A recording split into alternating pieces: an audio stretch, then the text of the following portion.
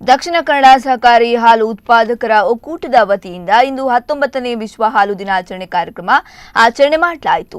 ಮಂಗಳಜ್ಯೋತಿ ಸಮಗ್ರ ಶಾಲೆಯಲ್ಲಿ ಒಕ್ಕೂಟದ ಅಧ್ಯಕ್ಷರಾದ ರವಿರಾಜ ಹೆಗ್ಡೆ ಅವರು ವಿಶ್ವ ಹಾಲು ದಿನಾಚರಣೆ ಕಾರ್ಯಕ್ರಮದಲ್ಲಿ ಭಾಗವಹಿಸಿದ ಶಾಲೆಯ 600 ಮಕ್ಕಳಿಗೆ ನಂದಿನಿ ಸುವಾಸಿತ ಹಾಲು ಮತ್ತು ನಂದಿನಿ ಬೈಟ್ ವಿತರಿಸುವ ಮೂಲಕ ಉದ್ಘಾಟಿಸಿದರು. ಬಳಿಕ ಮಾತನಾಡಿದ ಅವರು ಹಾಲು ಉತ್ಪಾದನೆ, ಸಂಗ್ರಹಣೆ, ಸಂಸ್ಕರಣೆ, ವಿತರಣೆಯಲ್ಲಿ ಗೋವಿನಿಂದ ಗ್ರಾಹಕರವರೆಗಿನ ಚಟುವಟಿಕೆಯಲ್ಲಿ ಸಕ್ರಿಯವಾಗಿ ಭಾಗವಹಿಸಿದವರ ಸೇವೆ ಸ್ಮರಿಸಿ ಕೃತಜ್ಞತೆ ಸಲ್ಲಿಸಿದರು.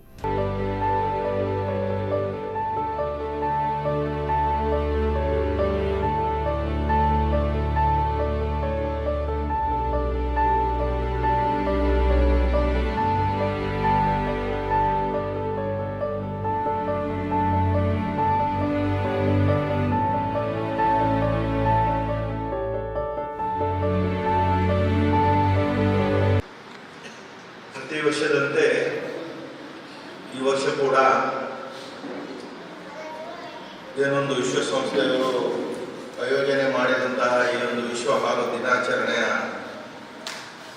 ಕಾರ್ಯಕ್ರಮದ ಅಂಗವಾಗಿ ನಾವೆಲ್ಲ ಇಲ್ಲಿ ಸೇರಿದ್ದೇವೆ. ಇದರ ಮುಖ್ಯ ಉದ್ದೇಶ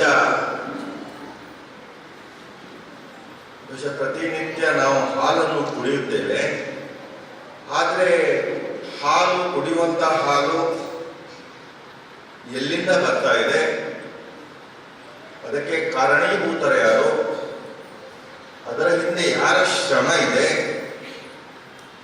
ಅಲ್ಲಿ ಗ್ರಾಮಾಂತರ ಮಟ್ಟದಲ್ಲಿ ಹಳ್ಳಿಗಳಲ್ಲಿ ಉತ್ಪಾದನೆ ಆದಂತ ಈ ಹಾಲು ಪಟ್ಟಣಕ್ಕೆ ಯಾವ ರೀತಿ ಬರುತ್ತೆ ಅಂದ್ರೆ ಅಲ್ಲಿಂದ ಸಂಘದಿಂದ ಒಕ್ಕೂಟದಿಂದ ಅದು ಎಲ್ಲ ಪ್ರೊಸೆಸ್ ಅಂದ್ರೆ ಪ್ಯಾಕೆಟ್ನ ನಂದಿನಿಯ ಒಂದು ಪ್ಯಾಕೆಟ್ನ ಮೂಲಕ ಗ್ರಾಹಕರಿಗೆ ಪ್ರತಿ ದಿವಸ ಅವರವರ ಮನೆಯ ಬಾಗಿಲಿಗೆ ಬಂದು ಬಿಡುತ್ತೆ. ಈ ವ್ಯವಸ್ಥೆಯಲ್ಲಿ ಸಾವಿರಾರು ಮಂದಿ, ಲಕ್ಷಾಂತರ ಮಂದಿ ಇದರಲ್ಲಿ ಈ ಒಂದು ವ್ಯವಸ್ಥೆಯಲ್ಲಿ ಒಳಗೊಂಡಿದ್ದಾರೆ. ಬಹುಶಃ ಅವರ ಶ್ರಮವನ್ನು ನಾವು ಈ ದಿವಸದಲ್ಲಿ ಗುರುತಿಸಬೇಕಾಗಿದೆ. ಒಂದು ದಿವಸನೂ ರಜೆ ಇರುವುದಿಲ್ಲ. 365 ದಿವಸ ಹಾಲನ್ನು ಕುಡಿಬೇಕಾದ್ರೆ ಈ ವ್ಯವಸ್ಥೆ 365 ದಿವಸನೂ ನಡಿಬೇಕಾಗುತ್ತೆ. ವಿಶ್ವ ಹಾಲಿನ ಎಲ್ಲ ದಿನಗಳನ್ನು ನಾವು ಆಚರಣೆ ಮಾಡ್ತಾ ಇದ್ದೇವೆ. ಅದರಲ್ಲಿ ಹಾಲಿನ ಮಹತ್ವ ಮತ್ತು ಎಲ್ಲ ವಿಚಾರಗಳ ಬಗ್ಗೆ ಈಗಾಗಲೇ ಹೇಳಿದ್ದಾರೆ. ನಾವು ಹಾಲು ಅಂತ ಹೇಳಿದ್ರೆ ನಂದಿನಿಯಾಗಿ, ಎಲ್ಲ ಹಾಲುಗಳು ನಂದಿನಿ ಅಲ್ಲ. ಬಹುಶಃ ಇವತ್ತು ಅಡಲ್ಟ್ರೇಷನ್ ಎಲ್ಲ ವಸ್ತುಗಳು ಎಲ್ಲ ಪೇಟೆಯಲ್ಲಿ ಸಿಕ್ಕುವಂಥ ಹೆಚ್ಚಿನ ವಸ್ತುಗಳು ಆಗಿರ್ತದೆ. ಬಹುಶಃ ನಮ್ಮ ಆರೋಗ್ಯದ ಬಗ್ಗೆ ನಾವು ಜಾಗ್ರತೆ ಮಾಡುವಾಗ ಕಲಬೆರಕೆ ರಹಿತ ವಸ್ತುಗಳ ಬಗ್ಗೆ, ಆಹಾರ ವಸ್ತುಗಳ ಬಗ್ಗೆ ನಾವು ಸಾಕಷ್ಟು ಜಾಗ್ರತೆಗಳನ್ನು ಮಾಡಬೇಕಾಗಿದೆ. ಆದರೆ ನಮ್ಮ ಈ ನಂದಿನಿ ಬಹುಶಃ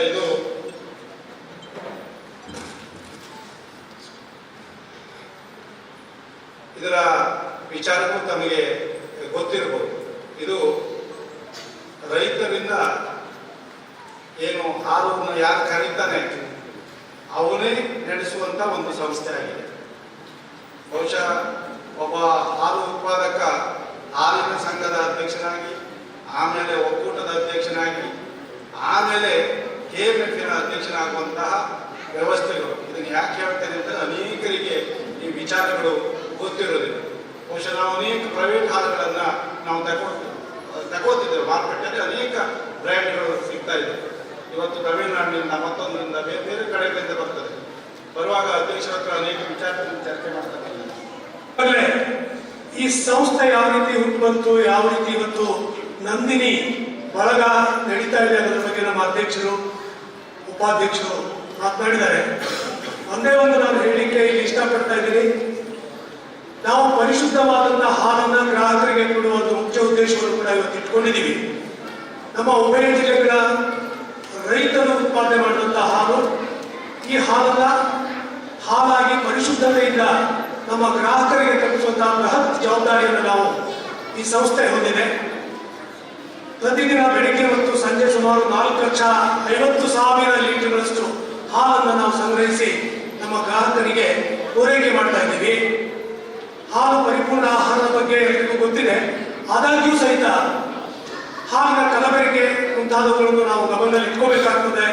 ಅದು ಆಗದಂತೆ ನೋಡ್ತಕ್ಕಂಥ ನಮ್ಮ ಸಂಸ್ಥೆ ದಕ್ಷಿಣ ಕನ್ನಡ ಹಾಲು ಒಕ್ಕೂಟ ಈ ಒಂದು ವ್ಯವಸ್ಥೆ ಇಲ್ಲಿ ನಡೀತಾ ಇದೆ. ಪರಿಶುದ್ಧ ನಂದಿನಿ ಹಾಲನ್ನ ಮತ್ತು ಹಾಲು ಉತ್ಪನ್ನಗಳನ್ನ ನಮಗೆ ಕೊಡ್ತಾ ಇದ್ದೀವಿ. ಅದನ್ನ ಒಂದು ಸದುಪಯೋಗ ಪಡೆದು ನಮ್ಮ ಎಲ್ಲ ರೈತರ ಒಂದು ಪ್ರಯತ್ನ, ರೈತರ ಒಂದು ವ್ಯವಸ್ಥೆಯ ಈ ಒಂದು ಸಂಸ್ಥೆಗೆ ಹೆಚ್ಚಿನ ಬೆಂಬಲ ನೀಡಬೇಕು. ಮತ್ತೆ ನಾವು ಪರಿಶುದ್ಧ ಪರಿಪೂರ್ಣ ಆಹಾರವನ್ನ ಮಕ್ಕಳಿಗೆ, ವಿಶೇಷವಾಗಿ ನಾನು ಇಲ್ಲಿಯ ಪ್ರಾಧ್ಯಾಪಕರಿಗೆ ಮತ್ತು ಆಡಳಿತಾಧಿಕಾರಿಗಳಿಗೆ ಕೇಳ್ಕೊಳ್ಳೋದೇನಂತಂದ್ರೆ, ನಂದಿನಿ ಉತ್ಪನ್ನಗಳನ್ನು ನಾವು ತಮ್ಮ ಹಾಸ್ಟೆಲ್ಗಳಲ್ಲಿ ಮತ್ತೆ ತಮ್ಮ ಮಕ್ಕಳಿಗೆ ಹೆಚ್ಚೆಚ್ಚು ಬಳಕೆ ಮಾಡ್ಕೋಬೇಕು ಅಂತೇಳಿ ಅವರಲ್ಲಿ ವಿನಂತಿ ಮಾಡಿಕೊಂಡು ಇದ್ದಾರೆ. ಮೊದಲನೇ ನಾನು ಈ ಒಂದು ಅವರ ಒಂದು ವಿಶಾಲವಾದ ಹೃದಯಕ್ಕೆ, ಈ ಮಕ್ಕಳ ಮೇಲೆ ಅವರು ತೋರಿಸಿರುವ ವಿಶೇಷವಾದ ಪ್ರೀತಿಗೆ ನಾನು ಸಂಸ್ಥೆಯ ವತಿಯಿಂದ ಧನ್ಯವಾದವನ್ನು ಸಮರ್ಪಿಸ್ತಾ ಇದ್ದೇನೆ.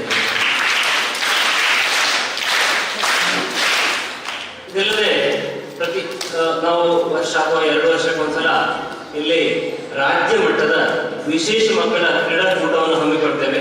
ಇಂಥ ಸಂದರ್ಭದಲ್ಲಿ, ಪ್ರತಿ ಸಂದರ್ಭದಲ್ಲಿ ಕೂಡ 2 ದಿವಸಗಳ ಕ್ರೀಡಾ ಸಂದರ್ಭದಲ್ಲಿ ಕೂಡ ದಕ್ಷಿಣ ಕನ್ನಡ ಹಾಲು ಉತ್ಪಾದಕರ ಸಂಘದ ವತಿಯಿಂದ ಇಲ್ಲಿ ವಿವಿಧ ಜಿಲ್ಲೆಗಳಿಂದ ಬಂದಂತಹ ವಿಶೇಷ ಮಕ್ಕಳಿಗೋಸ್ಕರ